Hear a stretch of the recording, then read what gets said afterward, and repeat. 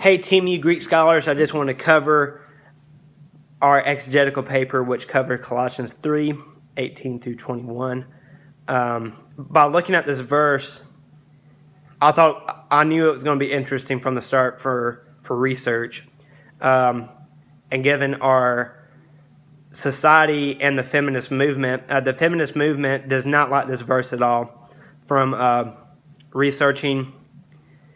And they view this verse as Paul. They view that Paul is talking about all women, that all women should be submissive to men.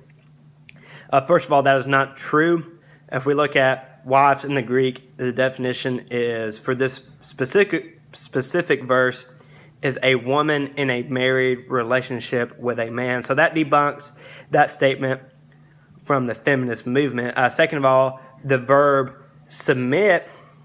I was trying to figure out, what is Paul trying to say here? Researching, I found a quote by Gosler, which talked about submission. Submission is simply that the husband, not the wife, is the head of the home. He may be thought of as the president, and she is the vice president. Next, I'm going to hop to verse 19 that says, "Husband, loves your wives and don't be harsh to them." I thought this was very interesting because that also debunks the view of the feminist movement that says that the husband they view the husbands or these men as this dictator.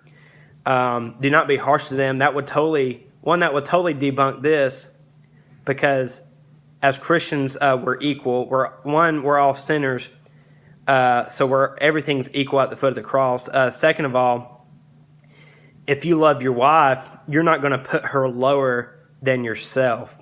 You're not going to put her in a position that is inferior to you. Second of all, the word love and the word submit, by looking at our sources in our books, I thought this verb is a continual action. So for husbands, you should continually love your wife, and wives should continually love and be submissive to their husbands. So I'm going to move to my conclusion.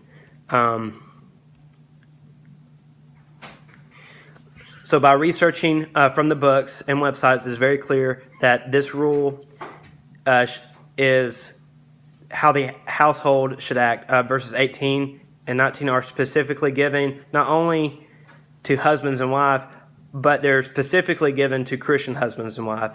A wife should not only be able to submit to their husbands, but also to the Lord. Also, the husband cannot truly love and not be harsh to their wife if he doesn't know Christ's love. In verse 20 and 21, children should obey their parents because they are teaching them biblical truths. Therefore, they will understand that obeying their parents is pleasing to the Lord. The parent's role is not to teach their child anti-biblical truth or lead them astray. So by looking at this, we see that this is a perfect example of how modern Christian homes should conduct themselves. And I say Christian because a wife is not going to submit to her husband, because she doesn't know if a non-Christian does this, she's not doing this to please the Lord. Also, because ultimately she doesn't know the Lord. Husbands, love your wives and do not be harsh to them. Non-Christians, a non-Christian husband is able to love his wife in a different way than a Christian husband would be able to love their wife, because a Christian husband knows what true love is by looking at Christ's sacrificial death on the cross. To play into 20 and 21, children, obey your parents, for this is pleasing to the Lord. And fathers, do not provoke your children, for they become discouraged.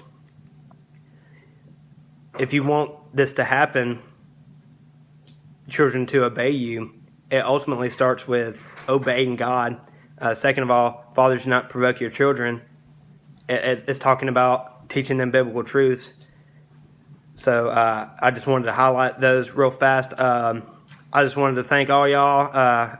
Had a great semester learning from y'all from our discussion board in week 3. Hope y'all have a great semester or rest of the semester, and have a Merry Christmas.